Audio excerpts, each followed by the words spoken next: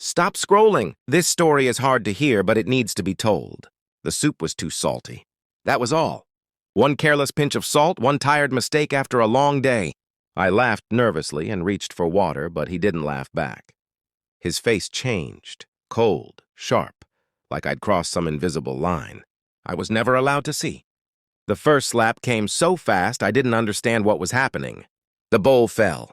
Soup splashed the floor like a crime scene. He shouted words I'd heard before about respect, about how a wife should know her place. Then came the blows. Not dramatic, not loud, just brutal and controlled, as if he'd done it many times in his head.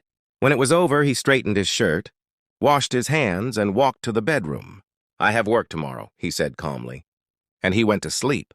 I lay on the kitchen floor, shaking, listening to the sound of his breathing through the wall. That's when it hit me, not the pain, but the truth. This wasn't about soup. It never was.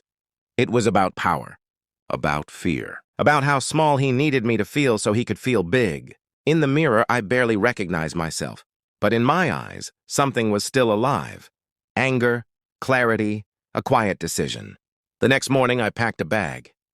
I took photos. I saved messages. I called someone I trusted. When he woke up, the apartment was silent. People say leaving is the hardest part. They're wrong.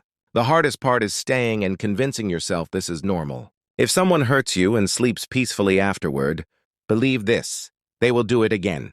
And you deserve a life where a simple mistake doesn't become a sentence. If this story sounds familiar, you are not alone, and it is not your fault.